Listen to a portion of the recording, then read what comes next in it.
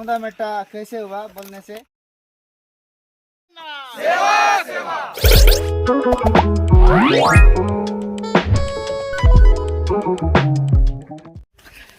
जोहार, good morning. तो दोस्तों, आज है हमारा अधिवेशन का दूसरा दिन और हम सब जा रहे हैं पहाड़ की ओर।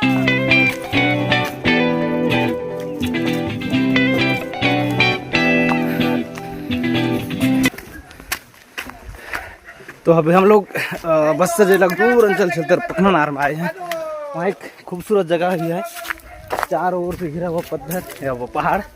अब उसमें ट्रेकिंग पे जा रहे हैं। अभी से हम लोग हाफ गए हैं। अब देख सकते हो कविता दीदी एकदम इतना सारा थक गए हैं, पता नहीं अब आगे चढ़ पाएंगे कि नहीं। तो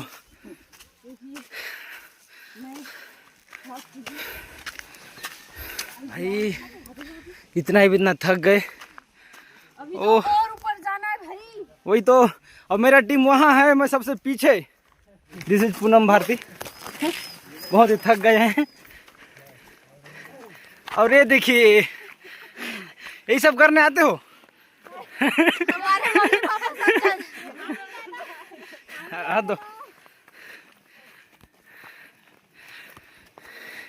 एक दूसरे के हाथों के सहारे से चल रहे हैं हमारे मनीषा दीदी।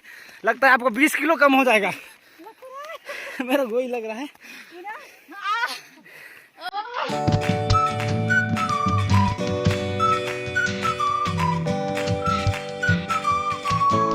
सदियों आप देख सकते हैं जबरदस्त सनसेट। तो दोस्तों, ये पहाड़ के टेकरी पहाड़ियों में हम अभी विजिट कर रहे हैं।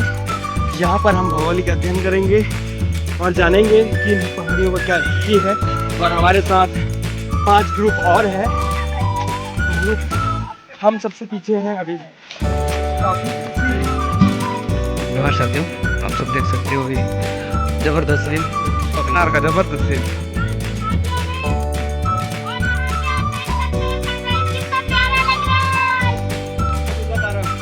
तो देख सकते हो आधा रास्ता चढ़ के सारे लोग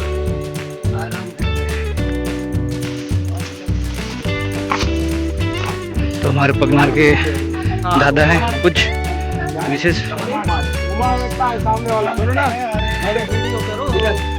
दादा, ये कोंडामेटा कैसे हुआ बोलने से। कोंडामेटा ये है कि पहले लोग बैल चढ़ाते थे या बजर बैठता था। वो ना बजर बैठता था, वो भी नहीं चढ़ पा रहा था कि बाकी ऐसे क्या बोलते हैं, वो गुंजी भी है, बाकी चीन में है। तो जैसे हम लोग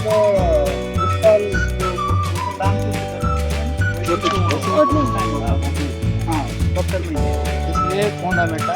और यहाँ पे जब गाइड करने के लिए चढ़ते हैं उस समय भी वापस नहीं जा पाते यहाँ से। वो मतलब ऐसा है यहाँ पे, यहाँ आया तो ना उधर जाएगा ना इधर जाएगा, और ढूंढने भी आओगे तो बैल भी नहीं मिलेगा। अच्छा, ऐसा हाँ है, इसीलिए वो कोंडामेटा करके मतलब यही के समझाते। हाँ, और पहले हाथी आता था या हाथी वाले आते थे तो भी यहाँ चढ़ नहीं पाते थे। ऐसा पहले से यहाँ का मान्यता है। हाँ, मान्यता है। और यहाँ कोई 12 बजे के आसपास यहाँ कोई आता भी नहीं है। 12 दिन में। हाँ, दिन में। इस दिन में रात का तीसरा दिन है पखनार में। और आज हम कोंडामेटा पहाड़ में आए हैं। आधे रास्ते में ही पहुँचे हैं और चढ़ते चढ़ते लगभग हालत ख़राब हो गई। और यहाँ के बारे में बहुत कुछ बताया जा रहा है कि इस पहाड़ का नाम कोंडामेटा कैसे पड़ा।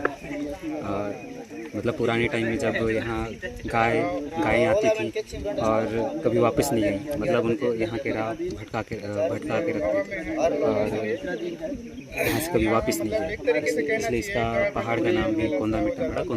कोंदा मतलब गाय का उपनाम समझ लीजिए। अभी हम लोग पखनार के घने पहाड़ों के बीच में से एक पहाड़ में आए हैं जिसका नाम है कोंडामेटा। कोंडामेटा कश्यप सर यहाँ पे अभी नहीं चढ़ पा रहे हैं, बहुत ही मुश्किल के साथ चढ़ रहे हैं, क्योंकि इसको मैं समझ सकता हूँ कि कश्यप सर बहुत है इसका भाई। अरे कोंडागांव वाले अभी एकदम ताजा है, अभी तक कोंडागांव वालों का एनर्जी सबसे कमजोर बोलने से मैं हूँ। हाँ, लेकिन ले दे के चल रहा हूँ। सहन शक्ति के साथ आगे बढ़ते जा रहे हैं गाइस। लेकिन हम लोग कोंडागांव वाले अभी बिल्कुल नहीं थके हैं। तो इस ब्लॉग में पड़ रहा है देख रहे हो। मैं अपने भाई का हेल्प लेकर चल रही हूँ गाइस।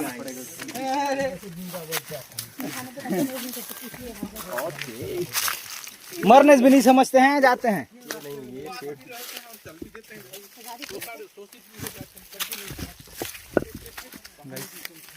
लगभग अंतिम छोर पे हम लोग पहुंचने वाले हैं। अंतिम छोर हम पहुंच चुके हैं। लेकिन उससे पहले हमारी मनीषा दीदी अनेक कठिनाइयों का सामना करना पड़ रहा है। चढ़ सकती है दीदी, नाटक कर रही है बस।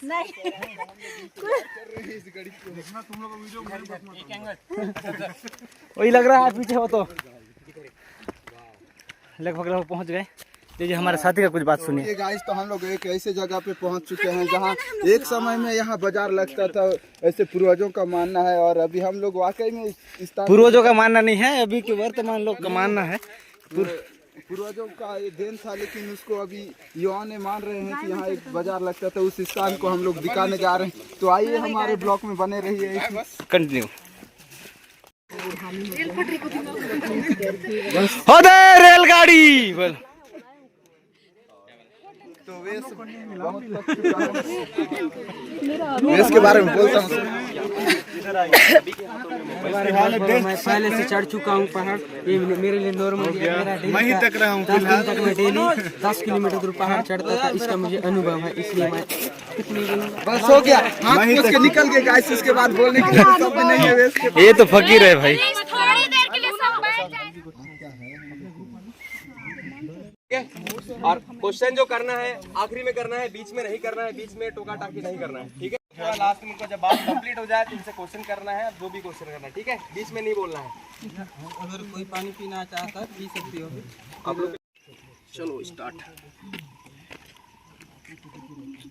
और यहाँ पे कैसे दो परिवार आके बसे, कितने पारा बसा है और कौन सा एरिया में कौन सा भाई, इधर 5 भाई का वंशज है, इधर 9 भाई का वंशज है, ऐसा करके हमें पता चल रहा है। एक एक चीज़ यहाँ आने का मकसद ये है, बहुत अच्छे से बता रहे हैं, जिससे बहुत ज़्यादा प्रभावित होने का मेरे को ऐसा लग रहा है कि हमारा आने का मकसद पूरा हो रहा है। और आरटीआई के बारे में जैसे आरटीओ के बारे में जैसे बताया कि हम लोग सूचना का अधिकार ऐसे हम पता कर सकते थे, लेकिन हमको पता नहीं था वो सब एक एक।